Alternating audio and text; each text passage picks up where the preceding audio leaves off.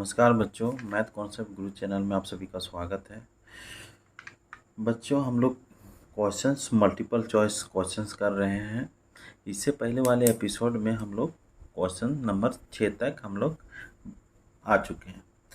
अब बच्चों, अब हम लोग इस एपिसोड में अगला क्वेश्चन देखेंगे, 7वां नंबर का क्वेश्चन। तो बच्चों, मेरा 7वां नंबर का क्वेश्चन क्या बोलता है, if 4 resistors each of 4 ohm, ये जो साइन है उसको बोलते हैं ohm, resistance are joined in a parallel arrangement, what is the effective resistance of the combination. मेरा क्या क्वेश्चंस बोल रहा है, इफ मतलब यदि, 4 मतलब 4, रेसिस्टर्स मतलब रेसिस्टर जो होता है, जो इलेक्ट्रिकल कंपोनेंट है उसको हम लोग रेसिस्टर बोलते हैं।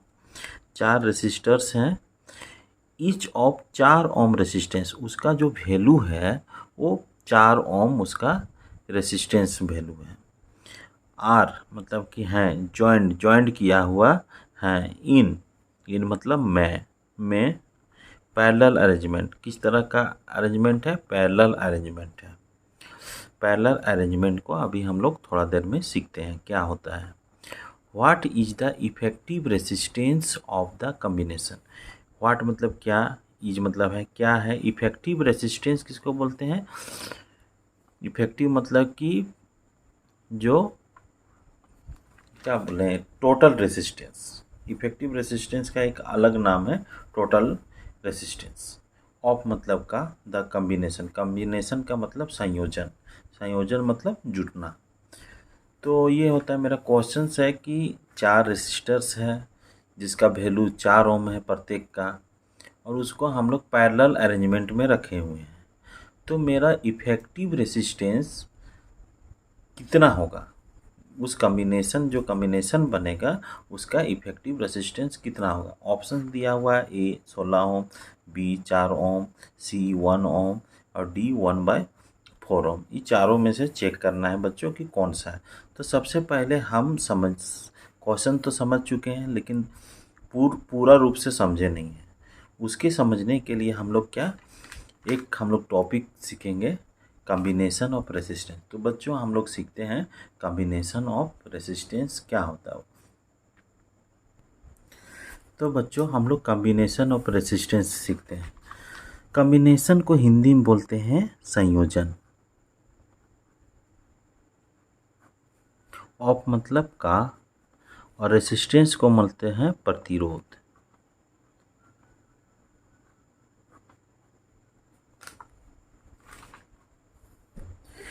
तो बच्चों, ये संयोजन मतलब साथ में जुटना होता है। इसका मतलब कॉम्बिनेशन का मतलब हिंदी क्या होता है, संयोजन, और संयोजन का मतलब साथ में जुटना। ऑफ मतलब का, और रेसिस्टेंस क्या है उसका हिंदी में बोलते हैं प्रतिरोध। और रेसिस्टेंस क्या चीज़ है कि एक प्रॉपर्टी है जो मेरा करेंट के फ्लो को अपोज करता है, करंट को अपोज करता है। कोई भी सर्किट में अगर करंट फ्लो करता है तो उसको अपोज करता है, वो प्रॉपर्टी है सर्किट का या एलिमेंट का या मटेरियल का। वो क्या करता है कि करंट अपने थ्रू फ्लो होने से रोकता है, वही प्रॉपर्टी क्या कहलाता है, रेसिस्टेंस। और एक वर्ड सुन रहे हैं, रेसिस्टर। रेसिस्टर रेसिस्टर को हिंदी में बोलते हैं प्रतिरोधक,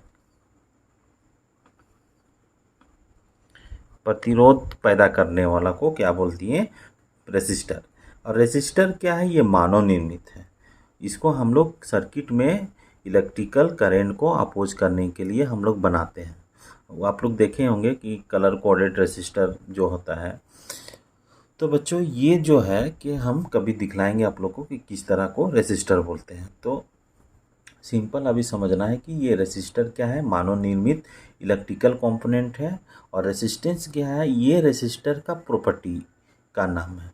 तो रेसिस्टेंस मेरा क्या हो गया, प्रॉपर्टी है, और रेसिस्टर मेरा क्या है, एक इलेक्ट्रिकल कंपोनेंट है। तो बच्चों, तो कॉम्बिनेशन ऑफ रेसिस्टेंस या कॉम्बिनेशन ऑफ रेसिस्टर कितना तरह का जनरली होता है, 2 तरीका का होता है। पहला होता है series combination, series combination.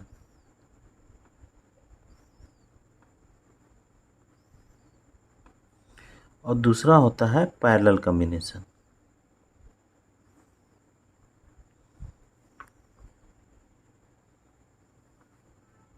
Combination दो तरह का मेरा कॉम्बिनेशन होता है। सीरीज कॉम्बिनेशन को बोलते हैं श्रेणी क्रम का संयोजन, और पैरेलल पार्श्व कॉम्बिनेशन या पार्श्व संयोजन कहते हैं। अब समझेंगे कि सीरीज कॉम्बिनेशन क्या होता है, कैसे होता है। तो ये पहला हम लोग टॉपिक हम देखते हैं सीरीज कॉम्बिनेशन। सीरीज कॉम्बिनेशन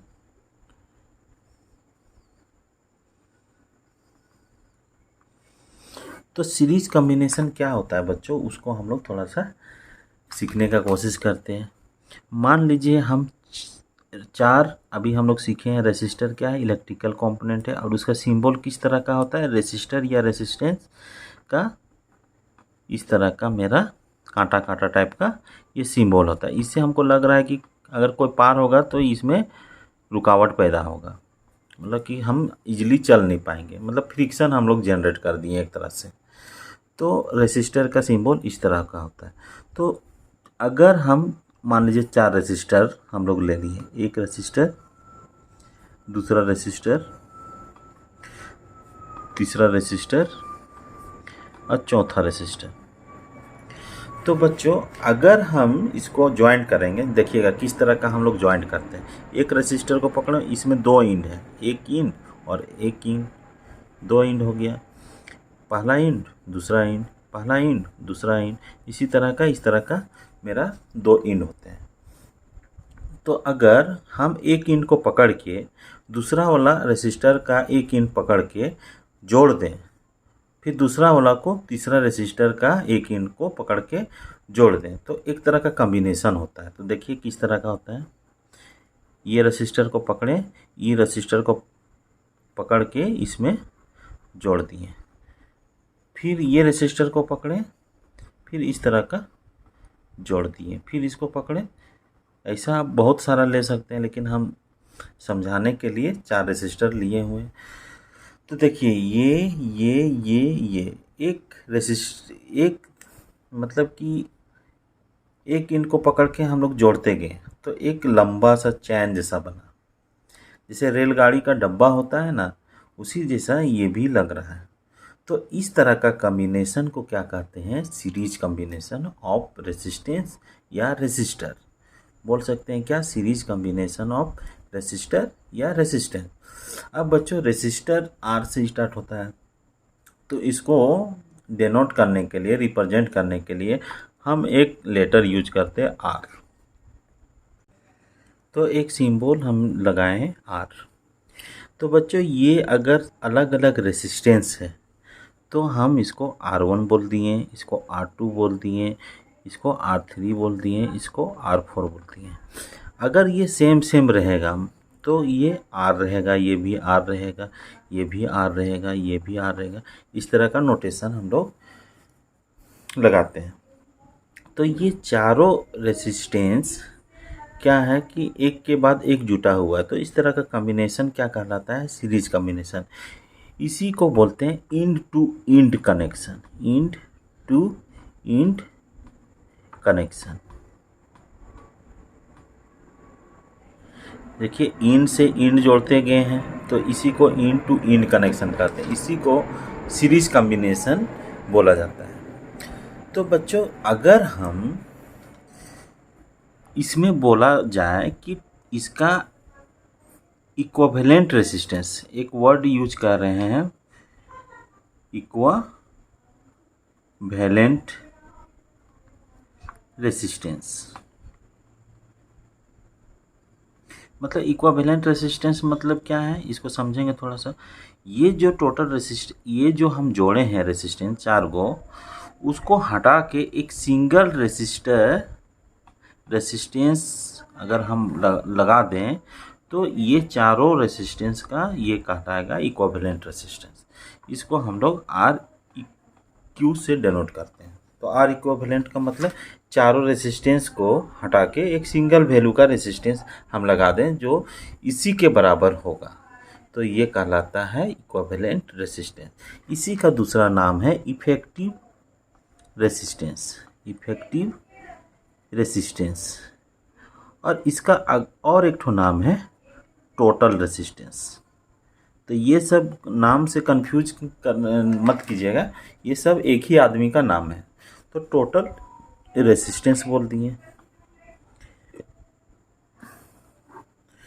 तो बच्चों ये इक्विवेलेंट रेसिस्टेंस भी है, इफेक्टिव रेसिस्टेंस भी है और टोटल रेसिस्टेंस है। तो अब ये टोटल रेसिस्टेंस निकाला कैसे जाता है वो हमको सीखना है। तो अभी हम सीखेंगे नहीं, लेक्चर वाले वीडियो में हम लोग सीखेंगे कि क्या होता है, या अब जो लेक्चर वाले वीडियो देखेंगे उसमें आप लोग को पता चल जाएगा कि इक्विवेलेंट रेसिस्टेंस कैसे निकाला जाता है। केवल हम बतलाते हैं कि कैसे हम वो लिखें। तो ये रेसिस्टेंस का वैल्यू R1 मान लिए, इसका R2 मान लिए, इसका R3 मान लिए, इसका R4 मान लिए। तो इसका टोटल रेसिस्टेंस या इक्विवेलेंट रेसिस्टेंस कितना हो जाएगा? सिंपल सा क्या है, जोड़ देना है। R1 जोड़ R2 जोड़ R3 जोड़ R4, ये हो गया इक्विवेलेंट रेसिस्टेंस। ये क्वेश्चंस में अभी आया हुआ है कि इफेक्टिव रेसिस्टेंस कितना होगा अगर सीरीज कॉम्बिनेशन में रहे। तो इस तरह का हमको सिंपली जोड़ देना है। तो बच्चों यहाँ पे क्या हो रहा है कि जोड़ने से क्या हो रहा है कि रेसिस्टेंस मेरा टोटल हो गया। ये क्या हुआ कि रेसिस्टेंस मेरा बढ़ गया। सीरीज कॉम्बिनेशन में क्या होता है कि रेसिस्टेंस को बढ़ाने के लिए यूज किया जाता है। अब समझते हैं पैरेलल कॉम्बिनेशन। इस कॉम्बिनेशन को बोल दिए इन टू इन कनेक्शन या सीरीज कॉम्बिनेशन। अब आते हैं पैरेलल कॉम्बिनेशन, दूसरा है। अब देखिए ये 4 रेसिस्टेंस है ना, इसको अगर साइड बाय साइड कनेक्शन करें, मतलब कि क्या, एक रेसिस्टेंस को पकड़ें, फिर दूसरा रेसिस्टेंस को भी पकड़ें, फिर तीसरा रेसिस्टेंस को पकड़ें और फिर चौथा रेसिस्टेंस को पकड़ें। अब ये जो एक तरफ का एंड है इसको हम सिंपली जोड़ दिए और इधर वाला एंड को जोड़ दिए। तो इस तरह का कनेक्शन को बोलते हैं side by side connection. Side by side connection.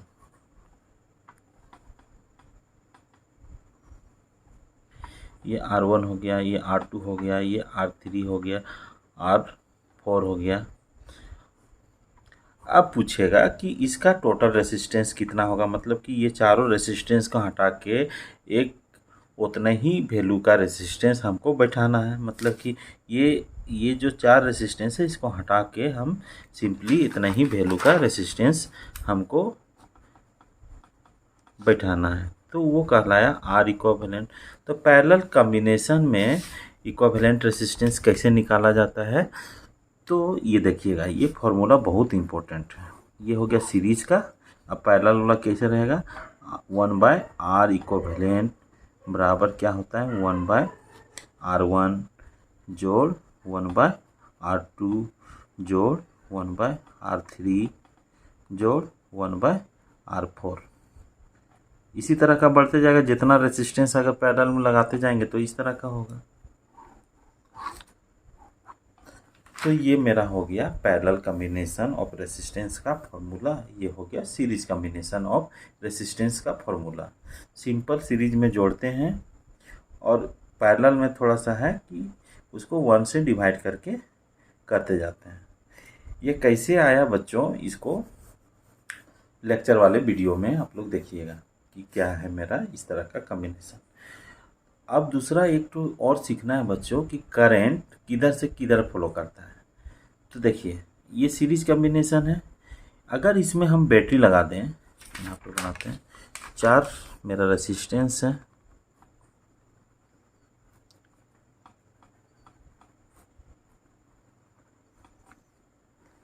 अगर हम इसमें हम बैटरी लगा दें R1 R2 R3 R4, इसमें हम एक बैटरी लगा दें तो मेरा क्या होगा कि करंट किधर से फ्लो करेगा, पॉजिटिव प्लेट से नेगेटिव प्लेट की ओर। ये हो गया प्लेट बैटरी का, पॉजिटिव प्लेट से नेगेटिव करंट, मतलब कि ऐसे जाएगा फिर यहाँ आ जाएगा। तो डायरेक्ट इस जो करंट का जो डायरेक्शन हम बतलाएं, ये डायरेक्शन कन्वेंशनल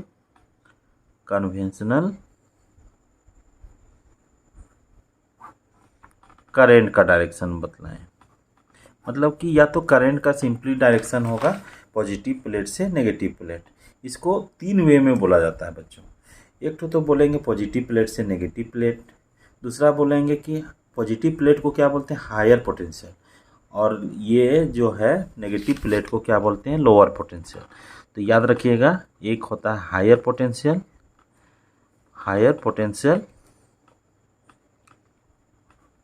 और दूसरा होता है लोअर पोटेंशियल। जिस तरह का, जैसे higher heat to lower temperature, जैसे higher temperature to lower temperature मेरा हीट फ्लो करता है, तो उसी तरह हो गया हायर पोटेंशियल से लोअर पोटेंशियल। इसको बोल दिए हायर पोटेंशियल, इसको बोल दिए लोअर पोटेंशियल। तो मेरा करंट की दूसरा डायरेक्शन किस तरह का बोल सकते हैं कि करंट का डायरेक्शन क्या होता है, हायर पोटेंशियल से लोअर पोटेंशियल की ओर। तीसरा डायरेक्शन हम लोग क्या बोल सकते हैं कि ये जो डायरेक्शन होता है कन्वेंशनल करंट का, कन्वेंशनल मतलब कि परंपरागत, मतलब कि पुरखा से चला आ रहा है जो मेरा, तो इस तरह का हम इसी को बोल देते हैं कन्वेंशनल करंट। अब क्या बोल सकते हैं, तीसरा वे में क्या बोलेंगे कि ये जो है मेरा पॉजिटिव प्लेट क्या करता है कि इलेक्ट्रॉन को अपने ओर खींचता है। इलेक्ट्रॉन को, यहाँ मान लीजिए इलेक्ट्रॉन है इस मतलब कि रेजिस्टेंस में, उसको अपने ओर खींचता है। तो हम लोग, और मेरा कन्वेंशनल करंट का डायरेक्शन क्या है, इधर से इधर है, मतलब कि इधर है मेरा। तो हम लोग बोल सकते हैं कि इलेक्ट्रॉन जिधर फ्लो करता है उसका उल्टा दिशा में कन्वेंशनल करंट फ्लो करता है। तो बच्चों ये जो बोल रहे हैं ये कंपटीशन के पॉइंट ऑफ व्यू से बोल रहे हैं कि कंपटीशन में इसी तरह का क्वेश्चन पूछता है कि डायरेक्शन ऑफ करंट इनमें से कौन होता है। तो हम लोग 3 वे सीखें। पहला डायरेक्शन है पॉजिटिव प्लेट से नेगेटिव, दूसरा बोले हायर पोटेंशियल से लोअर पोटेंशियल की, और तीसरा क्या हो गया कि reverse direction of flow of electron, मतलब कि इलेक्ट्रॉन इधर फ्लो कर रहा है तो मेरा करंट का डायरेक्शन उसका जस्ट रिवर्स होगा, उल्टा होगा। रिवर्स मतलब उल्टा। तो ये जान गए। अब यहाँ पे क्या किए बच्चों कि अब दूसरा चीज़ क्या सीखना है कि ये जो बैटरी सोर्स है उससे जितना करंट निकलता है उतना ही करंट इसमें आता है, ये याद रखिएगा। आई करंट निकला, आई की जगह में 2 एम्पियर हो सकता है, 3 एम्पियर हो गया, 4 एम्पियर हो गया। जैसे 2 एम्पियर, 3 एम्पियर, 4 एम्पियर, जितना करंट निकला आई उतना ही करंट इसमें भी घुसेगा। मान लीजिए 2 एम्पियर घुसा तो 2 ही एम्पियर इसमें, मतलब 2 ही एम्पियर निकला तो 2 ही एम्पियर घुसेगा। 4 एम्पियर निकलेगा तो 4 ही एम्पियर घुसेगा। तो ये हम लोग देखें। अब इसमें देखिएगा, यहाँ पे ये तो जान गया कि जितना करंट निकलेगा उतना ही मेरा घुसेगा। अब यहाँ पे देखिए कि करंट यहाँ पे डिवाइड नहीं हुआ। यहाँ भी R1 में भी आई करंट गया, इसमें भी आई ही जाएगा, इसमें भी आई होगा, इसमें भी आई होगा। तो इसमें क्या होता है कि सीरीज कॉम्बिनेशन में बच्चों करंट मेरा क्या होता है, सेम होता है, वो चेंज नहीं होता है। अब क्या हुआ कि यहाँ पे R1 है और करंट है, तो हम लोग ओम्स लॉ क्या बोलता है कि V is directly proportional to I। V क्या है, V is directly proportional to I। दूसरा क्या बोलते हैं कि I is directly proportional to V। ये दोनों बहुत कन्फ्यूजन क्रिएट करता है। तो बच्चों इसमें क्या है कि ये जो साइन है ये डायरेक्टली प्रोपोर्शनल टू है, डायरेक्टली प्रोपोर्शनलिटी का साइन है। मतलब कि डायरेक्टली प्रोपोर्शनलिटी का साइन है, उसका मतलब समझेंगे क्या होता है कि जैसे हम करंट बढ़ाएंगे वैसे मेरा क्या बढ़ेगा, वोल्टेज बढ़ेगा। इसमें भी क्या है कि I is directly proportional to V। तो जैसे हम V बढ़ाएंगे इसमें भी करंट मेरा क्या बढ़ेगा, करंट बढ़ेगा। मतलब कि ये वोल्टेज जो है ये डिपेंड कर रहा है करंट पे। इसमें क्या है कि करंट डिपेंड कर रहा है, तो ये दोनों डिपेंडेंट है। इस केस में करंट पे डिपेंडेंट है और इस केस में वोल्टेज पे डिपेंडेंट है करंट। तो इसमें बहुत सारे बच्चे कंफ्यूज कर जाते हैं, आखिर ये वोल्टेज और ये वोल्टेज में क्या अंतर है। जो बच्चों ये जो डिपेंडेंट वोल्टेज है वो वोल्टेज ड्रॉप है, और ये जो वोल्टेज है वो सोर्स का वोल्टेज है। जैसे जैसे हम बैटरी का वोल्टेज बढ़ाते जाएंगे, बैटरी हम बढ़ाते जाएंगे, वैसे वैसे मेरा क्या करेगा, करंट बढ़ेगा। तो हम लोग क्या सीखें कि करंट मेरा जैसे जैसे बैटरी बढ़ाएंगे तो करंट मेरा भी बढ़ेगा। तो करंट मेरा डिपेंड किया वोल्टेज पे इस केस में। इसमें क्या हो गया कि जब करंट हम बढ़ाएंगे यहाँ पे, तो मेरा क्या हो रहा है कि ये जो ड्रॉप है ये भी मेरा बढ़ेगा। मतलब कि कैसे करेंगे, भी बराबर ये प्रोपोर्शनलिटी साइन को हटा के एक कांस्टेंट लगाते हैं आर, और ये करंट ये हो गया। तो भी बराबर आई आर या आर आई, भी बराबर क्या हो जाएगा, आई आर। इसमें भी उसी तरह है, इसका प्रोपोर्शनलिटी साइन को हटाने के लिए क्या करते हैं, एक कांस्टेंट लगाते हैं 1/r। इस केस में डिवाइड इसीलिए हो जाता है कि जैसे हम यहाँ पे वोल्टेज बढ़ाएंगे तो क्या होगा कि करंट बढ़ेगा, करंट बढ़ेगा तो ये जो ड्रॉप है वो भी बढ़ेगा। तो इसीलिए हम ये उल्टा रखते हैं। इस केस में भी आई भी बराबर आई आर आएगा, और इस केस में भी बराबर आई आर आएगा, इसीलिए 1/r किए हुए हैं। तो ये मेरा हो गया आई आर। तो ये जो है बच्चों, यही मेरा क्या है, ओम्स लॉ, ओम्स लॉ, इसी को बोलते हैं ओम्स लॉ। तो ये मेरा ओम्स लॉ कब दिए थे, इसका पूरा नाम है, कौन दिए थे ये मेरा रिलेशन बतला रहा है। ये दिए थे जॉर्ज साइमन ओम, और इसी के ये जो रेसिस्टेंस है, आर मेरा क्या है, रेसिस्टेंस है, इसका यूनिट क्या दिया गया है, ओम, और सिंबल में हम लोग इस तरह का लिखते हैं ओमेगा।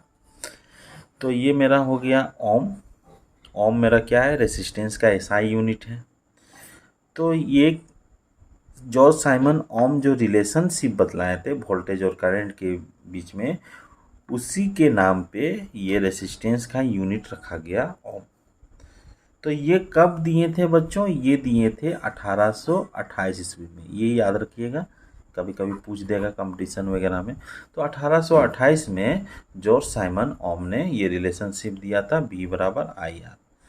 तो हम लोग यहाँ पे क्या हो जाएगा कि यहाँ जो ड्रॉप है, ड्रॉप क्या करेगा, इस रेसिस्टेंस में जो करंट फ्लो किया और उस रेसिस्टेंस का वैल्यू उस रेसिस्टेंस का ड्रॉप कहलाता है। जैसे क्या समझे हम लोग, जैसे इस रेसिस्टेंस में आई करंट फ्लो कर रहा है, जा रहा है, तो आई लिख दिए, कितना रेसिस्टेंस में जा रहा है, R1 में, तो ये हो गया आई R1। इसमें क्या हो गया, आई R1 ड्रॉप किया। उसी तरह इसमें क्या हो जाएगा, आई R2 हो जाएगा। इसी तरह इसमें हो जाएगा आई R3 हो जाएगा। इसी तरह इसमें हो जाएगा आई R4 हो जाएगा। तो इसमें गौर करने वाली बात है कि इसमें करंट चेंज नहीं किया। तो याद रखना है कि सीरीज कॉम्बिनेशन में करंट चेंज नहीं करता है। अब पैरेलल कॉम्बिनेशन में क्या होता है, पैरेलल कॉम्बिनेशन में इसमें क्या करता है कि करंट चेंज करता है। जैसे ये इस तरह का हम पैरेलल कनेक्शन कर दिए, ये 4 रेजिस्टेंस है, इसको साइड बाय साइड कनेक्शन बोलते हैं। ये R1, R2, R3, R4 हो गया। अगर हम बैटरी सोर्स लगाएंगे तो हम लोग सीखे हुए हैं अभी थोड़ा देर पहले कि जितना करंट निकलेगा उतना ही करंट घुसेगा। मतलब आई करंट निकला, आई के जगह में 2, 3, 4 कुछ भी हो सकता है। तो आई करंट जो निकला, आई करंट ही घुसेगा यहाँ पे। अब डायरेक्शन ऑफ करंट भी सीख गए इसमें कि पॉजिटिव प्लेट से नेगेटिव प्लेट में जाएगा, या हायर पोटेंशियल से नेगेटिव लोअर पोटेंशियल में जाएगा, या इलेक्ट्रॉन का फ्लो ऑफ डायरेक्शन के जस्ट अपोजिट रहेगा। मेरा फ्लो ऑफ करंट बोल दिए, या करंट का डायरेक्शन बोल दिए। यहाँ पे देखिए बच्चों, यहाँ पे आई करंट आया। अब ये क्या क्या अलग अलग रेजिस्टेंस में मेरा अलग अलग करंट फ्लो करेगा। I1, I2, I3, I4। यहाँ पे क्या हो गया कि यहाँ पे करंट अलग अलग हो गया। अब यहाँ पे क्या हो जाएगा, I1, I2, I3 और I4। ये क्या करेगा, ये मिल जाएगा, टोटल करंट हो जाएगा। तो टोटल करंट मेरा IE निकलेगा। ये जितना करंट गया उतना ही करंट आया, और यही मेरा फिर बैटरी में चला गया। तो इस तरह का कॉम्बिनेशन क्या कहलाया, पैरेलल कॉम्बिनेशन। तो सीरीज में क्या होता है कि करंट सेम होता है, और पैरेलल में क्या होता है कि करंट अलग अलग होता है। तो ये हम लोग सीख गए। अब इसका इक्विवेलेंट या टोटल या इफेक्टिव रेसिस्टेंस क्या हो जाएगा पैरेलल में, 1/R इक्विवेलेंट बराबर 1/R1 जोड़ 1/R2 जोड़ 1/R3 जोड़ 1/R4, इसी तरह का बढ़ते जाएगा। इस तरह का combination side by side combination कहलाया या कनेक्शन, और इस तरह का कॉम्बिनेशन क्या कहलाया, इन टू इंड कनेक्शन। तो बच्चों हम लोग इतना थोड़ा सा आइडिया लिए हुए हैं। अब हम लोग आते हैं क्वेश्चंस में, क्या बोलता है क्वेश्चन। तो यहाँ क्वेश्चन बोल रहा था ई 4 resistors each of 4 ohm resistance, मतलब 4 रेसिस्टर है। रेसिस्टर क्या है, मानव निर्मित इलेक्ट्रिकल कंपोनेंट है। ईच मतलब प्रत्येक का, 4 ओम रेसिस्टेंस, उसका कितना वैल्यू है, 4 ओम। जॉइंट इन पैरेलल अरेंजमेंट, किस कनेक्शन में किया हुआ है, पैरेलल कॉम्बिनेशन में। इसको बनाते हैं, इस तरह का बनाते हैं, एक रेसिस्टेंस, दूसरा रेसिस्टेंस, तीसरा रेसिस्टेंस और चौथा रेसिस्टेंस। मेरा 4 रेसिस्टेंस है। अब ये रेसिस्टेंस को हम जोड़ दिए, इस तरह का हम जोड़ दिए। अब इस तरह का डायग्राम बना सकते हैं, या तो इस तरह का, इसको बनाते हैं, किस तरह का डायग्राम बना सकते हैं। बहुत सारे बच्चे कहीं कहीं इस तरह का भी देख लेंगे तो गड़बड़ हो जाएगा।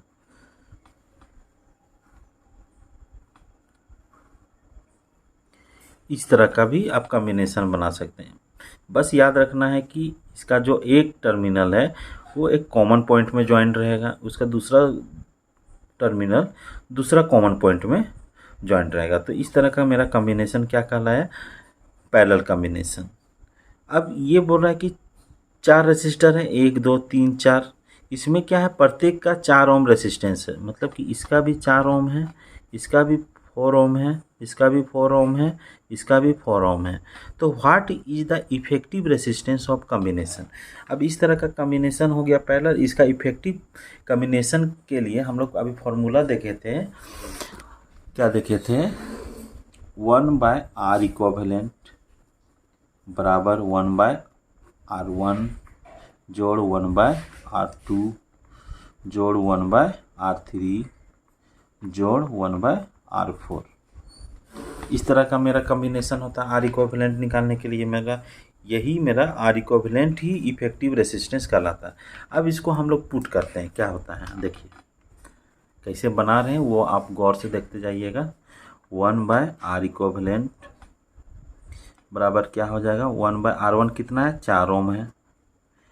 अभी ओम लिखते नहीं है क्योंकि ये इसका भी ओम आएगा, इसका भी ओम आएगा, तो वो कट के वो बैलेंस हो जाएगा। आर इक्विवेलेंट बराबर कितना हो जाएगा, 1/ ये भी R2 मेरा कितना हो जाएगा, 4 ओम है दूसरा।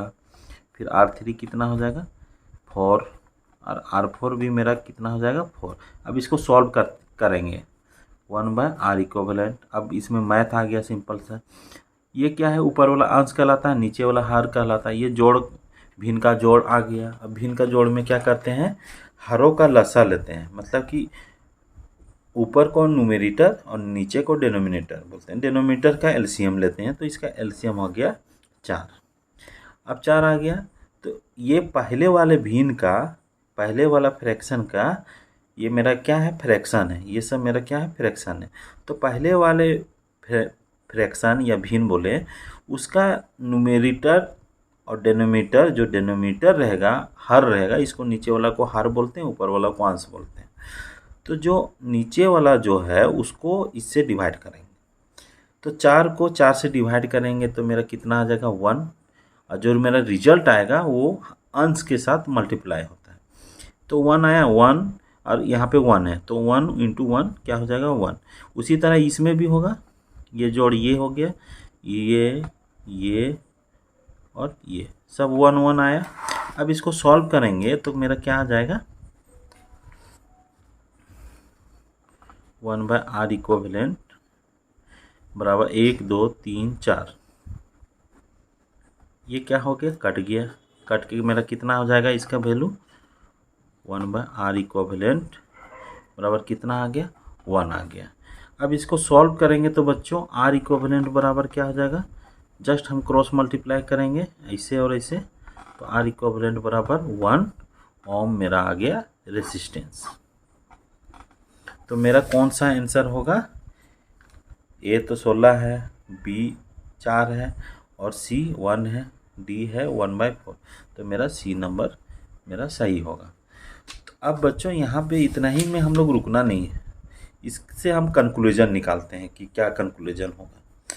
तो जो मेरा यहाँ पे सेम टाइप का रेसिस्टेंस है, सिंपल क्या करना है कि जितना रेसिस्टेंस है उसको हम लोग काउंट करेंगे। कितना है, 4 है, और एक रेसिस्टेंस का वैल्यू कितना है, 4 ओम है, तो उसको उससे डिवाइड कर देंगे तो मेरा जो वैल्यू आएगा वही मेरा इक्विवेलेंट रेसिस्टेंस आएगा। अब इसको दूसरा क्वेश्चन भी अगर बोल सकते हैं, मान लीजिए कि यहाँ 12 ओम है, 12 ओम का 4 गो है,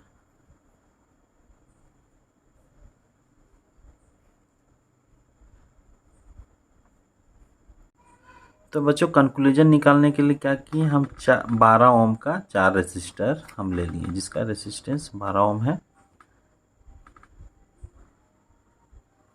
इस तरह का 12 ओम है। अब इसको इक्विवेलेंट रेसिस्टेंस निकालने के लिए 1/12 करें, फिर 1/12 करें, फिर 1/12 करें, फिर 1/12 करें। तो इसको भी क्या करेंगे कि एलसीएम लेंगे, नीचे वाला का 12 ऊपर वाला का 4। अब इसको क्या करेंगे, इसको जब हम लोग सॉल्व करेंगे क्रॉस मल्टीप्लाई करेंगे तो आर इक्विवेलेंट बराबर क्या हो जाएगा, 12/4, 4×12। मतलब कि क्या किए कि जितना ओम का रेसिस्टेंस है उसको हम लोग सिंपल लिख लिए, कितना रेसिस्टेंस है 1 2 3 4, जितना रेसिस्टेंस है उससे हम डिवाइड कर दिए, तो हमको ये फॉर्मूला बनाने का ज़रूरत नहीं पड़ा।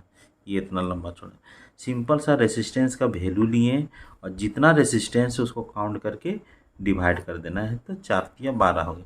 उसी तरह इसमें है कि 4 ओम का रेसिस्टेंस है, 4 लिख दिए, कितना रेसिस्टेंस है 4 है, तो ये डिवाइड कर दिए तो 1 ओम हो गया। उसी तरह अगर मान लीजिए कि 20 ओम का रेसिस्टेंस लगा हुआ है, 4 गो है, मतलब कि 1 2 3 4 है, तो उसको हम 4 से डिवाइड किए तो 4×5 20 ओम आ गया। तो यहाँ पे क्या हो गया कि सिंपल हम डिवाइड कर दिए, एक रेसिस्टेंस का वैल्यू पकड़े और जितना रेसिस्टेंस है उसको काउंट किए, उससे डिवाइड कर दिए। तो ये मेरा हो गया ये पैरेलल कॉम्बिनेशन में इक्विवेलेंट रेसिस्टेंस। अब बच्चों अब दूसरा चीज़ क्या गौर करेंगे, पहला तो गौर कर लिए कि कैसे हम हैं, दूसरा कंक्लूजन क्या किए कि जितना ओम का रेसिस्टेंस है ना उससे कम आता है। देखिए यहाँ पे 12 ओम था तो कितना आया, 3 ओम आया। यहाँ पे 4 ओम का था तो इक्विवेलेंट रेसिस्टेंस कितना आया, 1 ओम आया। तो याद रखिएगा पैरेलल कॉम्बिनेशन में जो सबसे छोटा रेसिस्टेंस रहेगा उससे कम वैल्यू का रेसिस्टेंस आता है। मतलब एक तरह से कह सकते हैं कि पैरेलल कॉम्बिनेशन में रेसिस्टेंस कम हो जाता है, और सीरीज कॉम्बिनेशन में अगर ये सीरीज में रहता तो सिंपल इस तरह का जुड़ते जाता, 4 ओम 4 ओम 4 ओम, तो वो मेरा कैसे होता, आर इक्विवेलेंट बराबर 4 जोड़ 4 जोड़ 4 जोड़ 4, 4×9 = 8 7 12 4 चौके 16 ओम मेरा आ जाता है। तो इसमें क्या कंक्लूजन निकलता है, जो सबसे कम वैल्यू का रेसिस्टेंस सबसे ज़्यादा वैल्यू का रेसिस्टेंस रहेगा उससे ज़्यादा रहेगा मेरा इक्विवेलेंट रेसिस्टेंस। तो बच्चों ये कंक्लूजन आप कंफ्यूज कीजिएगा तो ज़रूर बार बार कमेंट कीजिएगा, हम ज़रूर ये बतलाएंगे। तो ये मेरा क्वेश्चन 7 नंबर का हो गया। तो बच्चों ये आप लोग को एक बार टाइम लग रहा है, लेकिन आपको लाइफ टाइम ये अगर सीख लेने के बाद लाइफ टाइम आपको हल्का महसूस होगा। अगर आप इंजीनियरिंग के क्षेत्र में जाइएगा जब, या मेडिकल का कंपटीशन वगैरह में नीट का एग्ज़ाम दीजिएगा, चाहे जेई का इंजीनियरिंग इंट्रेंस एग्ज़ाम दीजिएगा, तो उसमें बहुत हेल्प करेगा ये सब कॉन्सेप्ट, और यही सब कॉन्सेप्ट आप लोग को पूछेगा। तो बच्चों इस एपिसोड में इतना ही। अब मिलते हैं नेक्स्ट एपिसोड में। भले हम एक क्वेश्चंस कर रहे हैं, लेकिन उसके थ्रू हमको बहुत सारा कॉन्सेप्ट सीखने को मिल रहा है, तो वो आप ज़रूर सीखिएगा। वीडियो को देखने के लिए आप सभी का धन्यवाद बच्चों। अब मिलते हैं नेक्स्ट एपिसोड में।